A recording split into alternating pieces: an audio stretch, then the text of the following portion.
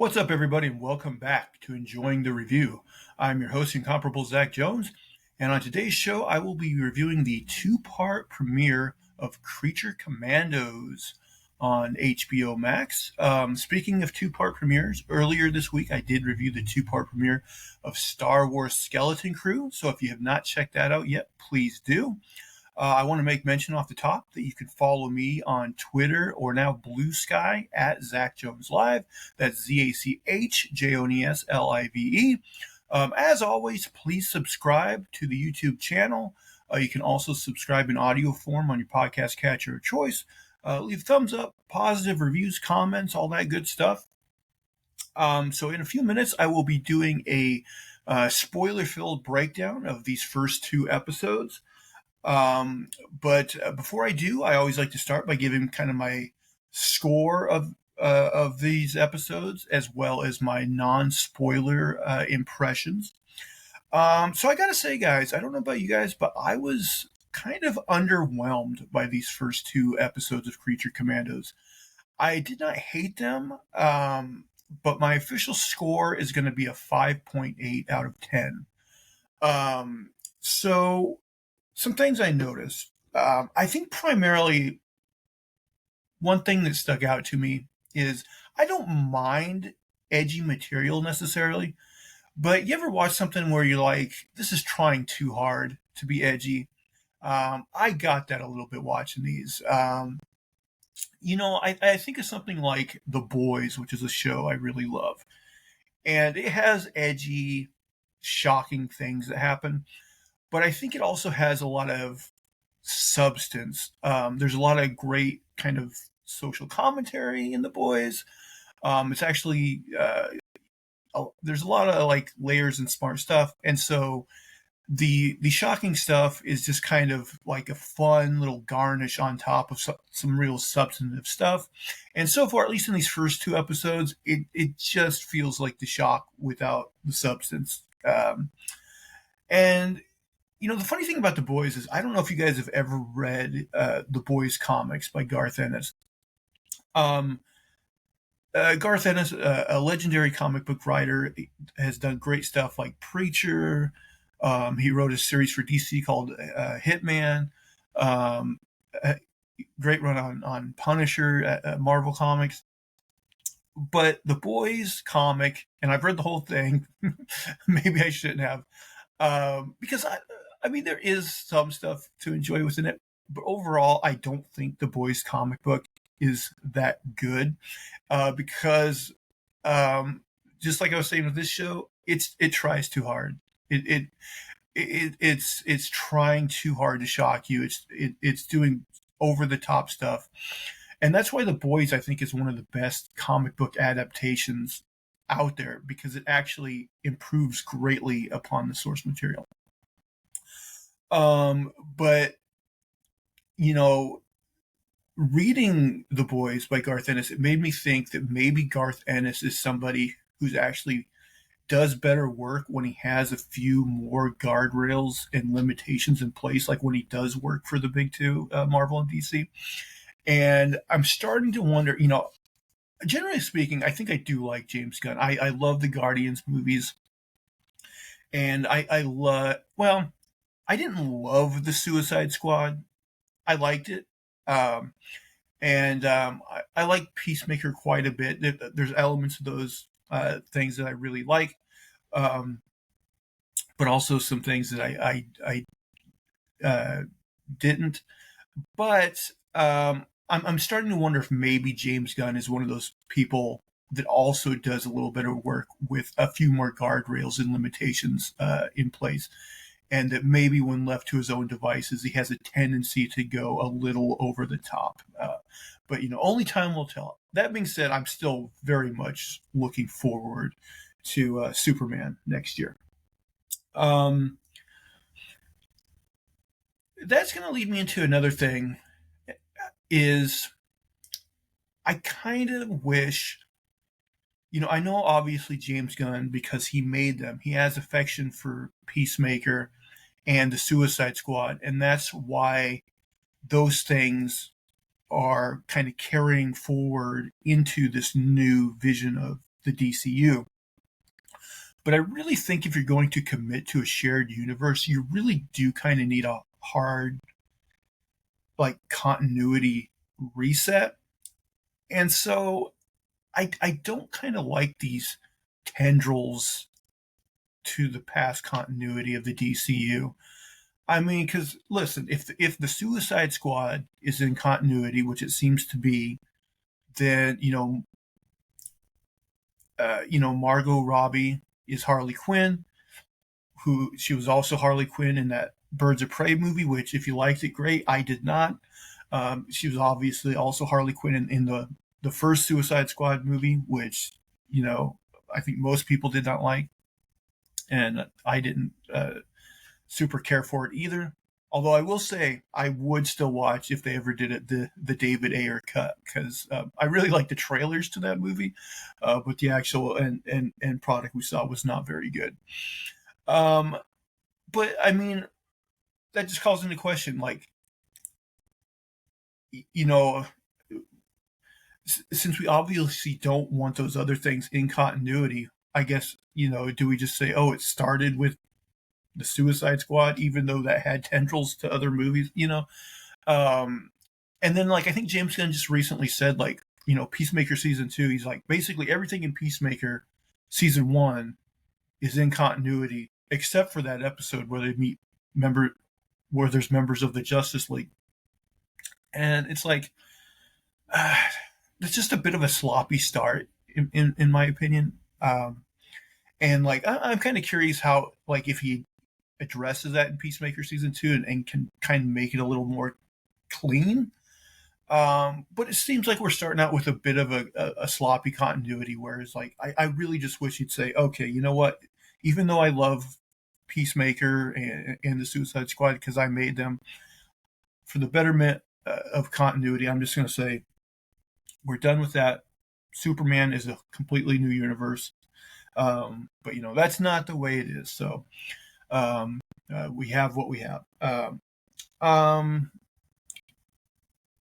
So yeah, let's get into it. Creature Commandos. So spoilers ahead, crew. We're gonna break down these episodes. So episode 1 is called The Collie Wobbles. So we open on Belle Rev Prison, which, it's funny when you read things in literature, comics, and in your head, like, you pronounce them one way, but then, like, you get a different pronunciation in the show, because Amanda Waller says Belle Reeve, I think. So I guess that's what it is, Belle Reeve Prison.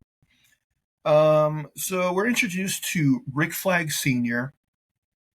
and Amanda Waller. Now, I gotta say, like, when this show was announced and they were like, it's going to be Rick Flag Sr., I was like, my first thought was, is this going to be set in, like, World War II era, or like an earlier era or something? But they later kind of explained that, like, Rick Flag Sr., had Rick Flag Jr., like, when he was 18 years old or something, to make it make sense. I'm like, oh, okay. So they're watching a news story about a group called the Sons of Themyscira, who work for Circe, who is, a famous, Amazonian turned Wonder Woman villain. And she's a sorcerer. She knows magic, so she's like a sorceress. So they are attacking a country called Pakolistan, I guess, which is like a combination of, like, Poland and Pakistan. I'm not sure what the intention there is. So Circe has promised these men that once they conquer Pakolistan, she will lead them to conquer Themyscira. So I guess the idea is, like, and they'll mention it here in a minute, Pakolistan is, like, rich with oil, and so she's going to get the resources of that country to invade Themyscira. So on this news piece, that they're interviewing some of these guys from this, like, terrorist group, essentially the Sons of Themyscira. And this is basically like a social commentary on like men's rights activists. And like you get the sense that these are the type of guys that can't get women, and so they blame women, and they're misogynist. But then it's like logically thinking, if these guys um, they're misogynist and hate women, like they're okay taking orders from a woman working for certain. I'm just not sure. I bought it, but I'm like, fine, I guess. So they're trying to put like I guess some like social commentary and substance into the show, but I don't know. It didn't really land for me, but we'll see. It's somewhat interesting. So in future episodes, we'll see. So Waller tells Flag that Bakalova is a friend to the United States, mostly because they have a lot of oil. And she says that if Cersei takes over Bakalova, all bets are off to whether the U.S. Will get that oil.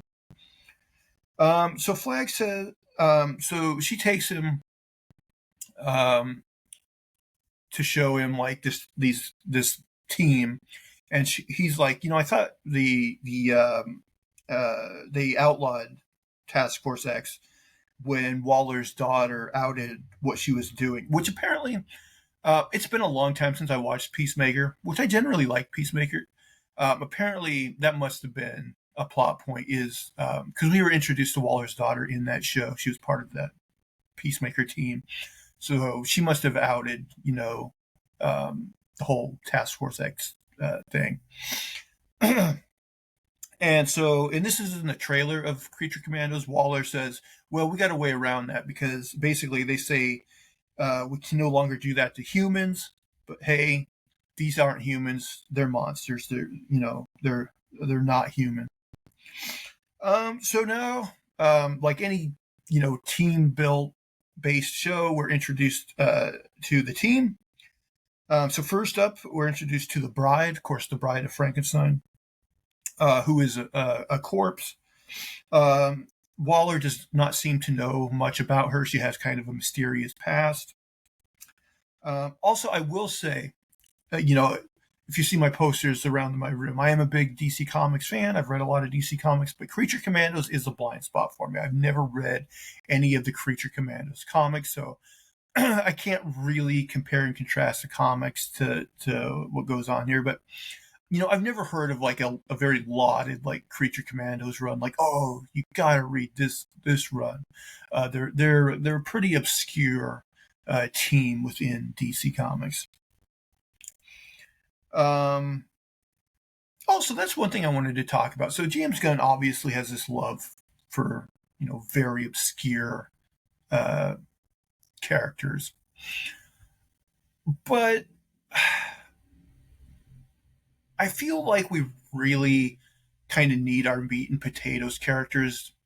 Like I feel like this show we're getting a garnish. We're just eating a garnish rather than any like meal. Like Superman is meat and potatoes, but even with Superman, it's like, oh, we're not just getting Superman. We're getting Mr. Terrific, and we're getting Hawkman and Hawkgirl, and maybe Supergirl. And like I like those characters, but I do worry that we're maybe we should slow down on just introducing a million characters, and start with your meat and potato characters and then slowly expand. But we'll see how it works out. So next we're introduced to Dr. Phosphorus, who Waller describes as a sociopath. He has irradiated skin that he can use to burn through people and objects. But Waller tells Flag that as long as you don't sleep in the same room with him, the effects of his radiation should be minor. And I don't know about you guys, but I don't think I would be very trusting of that. Um, so now the Weasel, she says, is one of the few soldiers still alive from Project Starfish and Corto Maltese. This is, of course, a reference to the Suicide Squad movie directed by James Gunn. That's where we were introduced to Weasel. And here she's like, no offense, Flag, your son died a hero, referring to Rick Flag Jr. being killed in that movie, of course. Next, we're introduced to G.I. Robot. who is apparently a robot that was made around World War II. He was programmed to kill Nazis, and that's what he's obsessed with. He says he wants to kill Nazis 24/7, and he just thinks about, in his memory banks of the times he killed Nazis, and it's really all he's want to do. Um, I will say most of these characters come off as kind of one dimensional to start with, but I think James Gunn's good at this, and it's why the Guardians movies were so good. Is that he eventually will I think show that each of these characters are a little more three dimensional than they seem like off the top. So that's what I'm kind of looking for. In fact, I would say in episode 2 we start getting that with the bride character already. So hopefully as this season progresses, we'll get that with the other characters as well. Next, we're introduced to Nina Mazursky, who Waller describes as the smartest and most reasonable of the bunch. And she basically looks like a female version of Abe Sapien from the Hellboy comics. She is a fish-like creature. When she's not in water, she has to wear like a suit, otherwise she can't breathe in normal air. Waller mentions that she's very effective in water, and she tells Flag that she might be able to help him keep the rest of the team in line.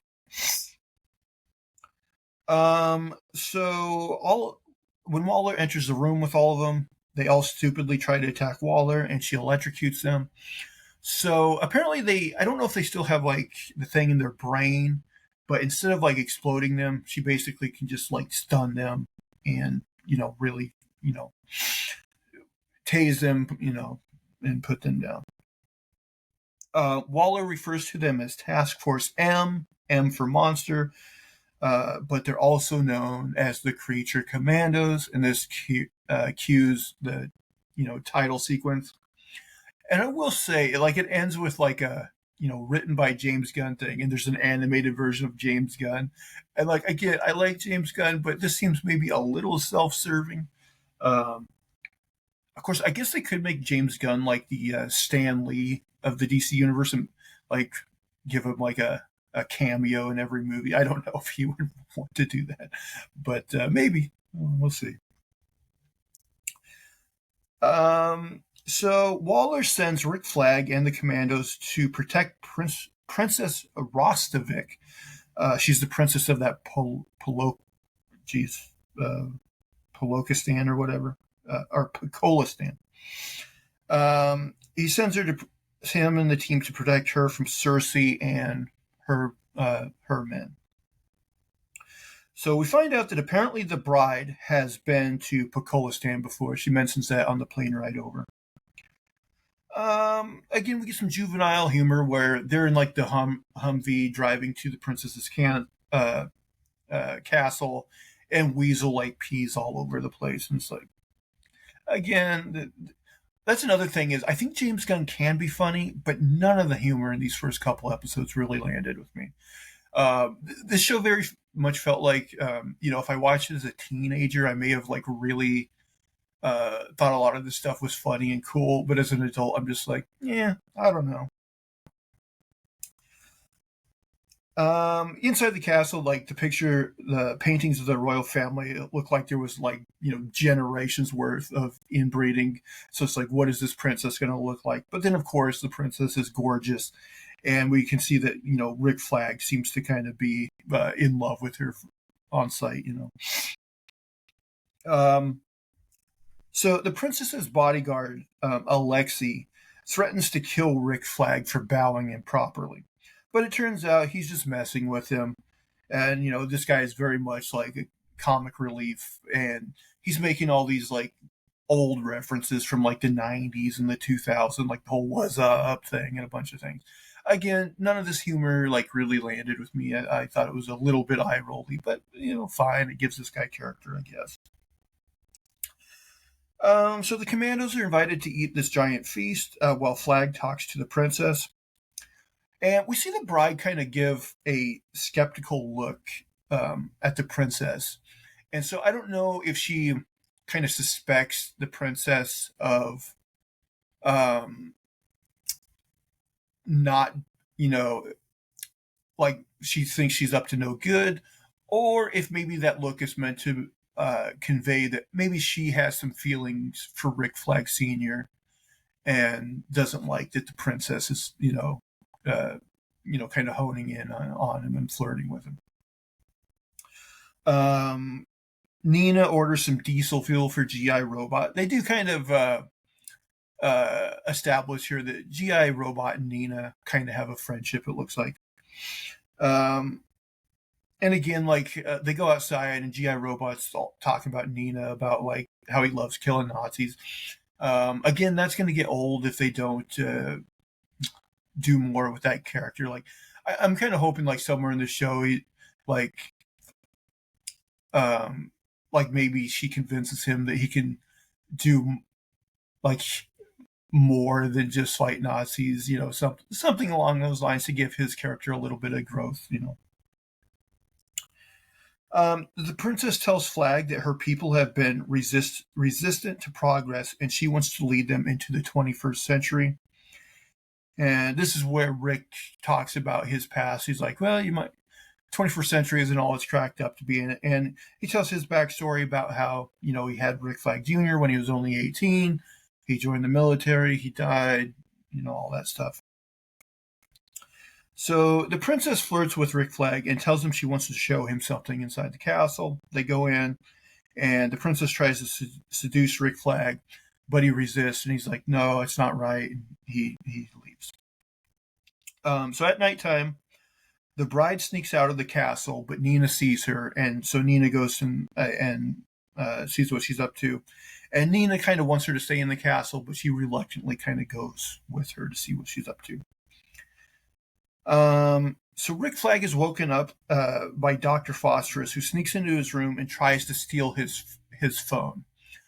His idea is he, wants to take away Flag's power to zap him so he can run away. So they get into this big brawl. They end up like falling through several stories, fighting in the kitchen. Phosphorus burns Flag's arm, but eventually Flag gets the upper hand and like beats him with a frying pan. And he basically tells him, Phosphorus, that he's an idiot because Waller has, that same power to zap him. And so it's like, even if he would have got his phone and ran away, like it wouldn't have mattered, So Nina and the bride arrive at this mysterious castle, and the bride says that this is where she was born. An old woman sees them go into the castle, so she calls Frankenstein, played by David Harbour, and lets him know. And we see that Frankenstein seems very happy to finally have found his bride after all these years. And that is where episode 1 ends. All right. So episode 2, entitled The Tourmaline Necklace. So we start with a flashback all the way back to 1831. And this is a scene where Frankenstein convinces, I don't know how you want to term this, technically Frankenstein's monster convinces Dr. Frankenstein, Victor Frankenstein, if you will, to make him a bride. Of course, it's basically stitching together all these pieces of different corpses to make the bride of Frankenstein. I never know how I feel about like,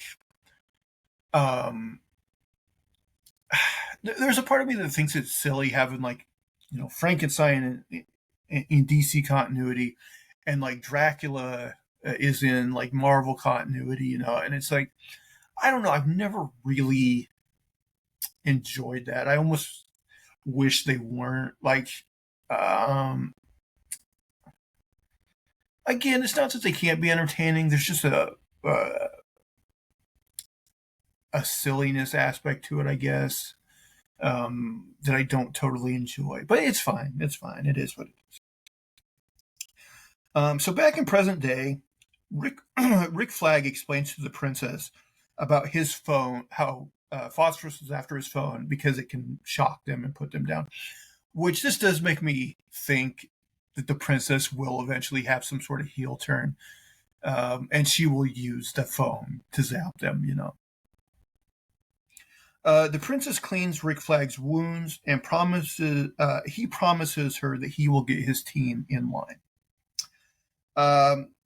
Back to the bride. The bride takes Nina to the table she was born on, and we get a flashback of her being zapped alive by Dr. Frankenstein. When she came to, like, Frankenstein tries to give her flowers that he picked for her. Like, he's very gung-ho. Like, he's in love with her, and he just thinks it's going to be, they're going to be married, and that's that.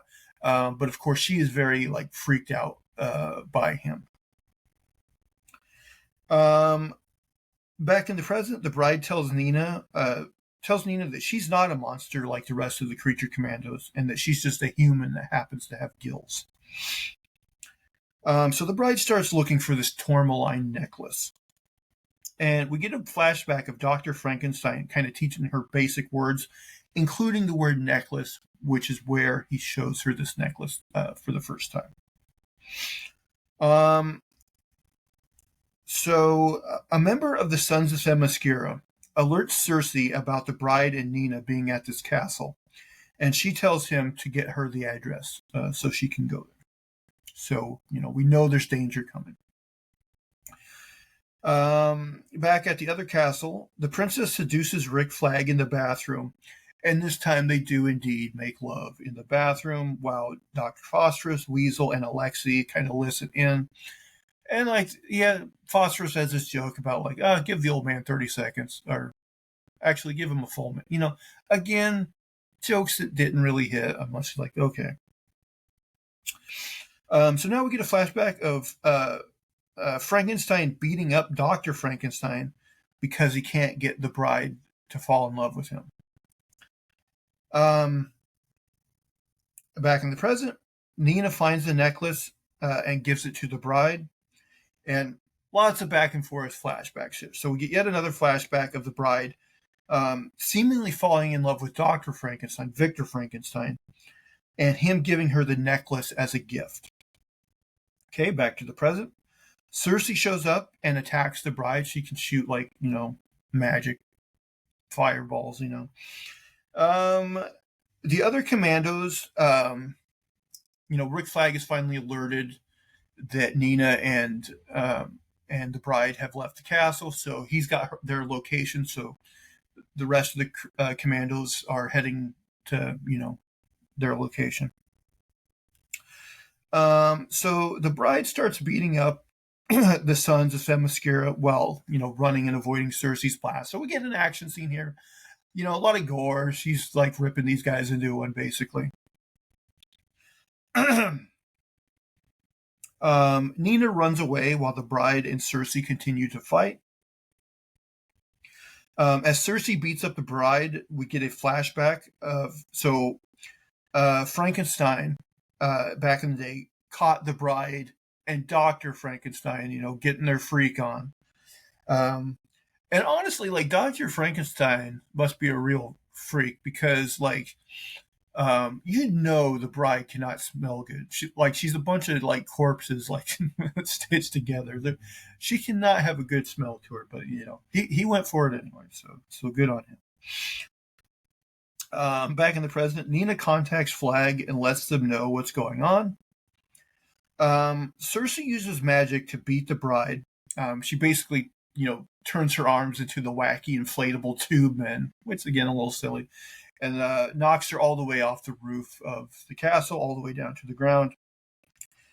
Right before that, one of the Sons of Themyscira shot Nina's contained helmet, busted it. So now she's also on the ground, struggling to breathe, next to the bride. So we get one more flashback of the bride discovering that Frankenstein murdered Dr. Frankenstein because he was getting in the way of them, being in love. Of course, the bride was horrified. She was obviously in love with Victor Frankenstein. And so she ran away, And then we get this weird montage of basically all throughout the years, since 1831, where like Frankenstein will track down the bride, and she'll fight him and run away again, and like they're like in the old west, they're like all over the place. That's just been what's happening. Like he always tracks her down, she fights, runs away, rinse and repeat. So the episode ends with the bride getting knocked out, by one of the sons of Themyscira, like hits her with the butt of his gun. And, that's where we leave it to pick up in episode 3. So again, as I'm running this down, like nothing really stood out to here as me as like something that really excited me. And I guess that's why I'm so kind of lukewarm on these first 2 episodes, is like, and also just the animation style is nothing to write home about. Like it's fine, like it gets the point across, but it's not special in any way whatsoever. And I don't know, I think I get excited more at the prospect of live action shows than animated. And also I think they got to be careful because, like, if you're kind of using cartoon logic as far as like the action goes, but we're meant to believe this is going to take place in the same universe as, Superman and the other live action movies, it's like I think you got to be careful not to go like too over the top with the cartoony action, to where it's something that could not happen in a more like uh, grounded movie, because then you have no kind of cohesion of your universe in a way. So I don't know. I almost again I think my preference, even if this show turns out to be decent, I think I would almost prefer that it doesn't exist. And again, like I would rather just have a hard continuity reset starting with um, Superman, and I would like. It wouldn't surprise me if I end up really liking Peacemaker season 2, because I like Peacemaker season 1. But a part of me is still like, maybe we just shouldn't have. Maybe we should have just started from scratch. And I still kind of feel that way, but I don't want to judge too early, because James Gunn, I think, is talented, and could certainly pull things out. So fingers crossed, fingers crossed. But I'm curious, guys. What did you think? Because so far as I saw online, it seems like this show is a critical success so far. I think a lot of people liked it more than I did. So yeah, comment below. Tell me what you thought of these first 2 episodes of Creature Commandos. I'm very curious to know.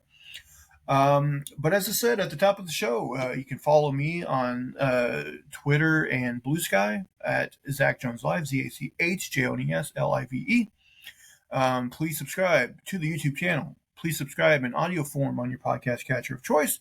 Thumbs up, positive reviews, comments, all that good stuff. But guys, until next time, I hope you're enjoying the review. Bye, guys.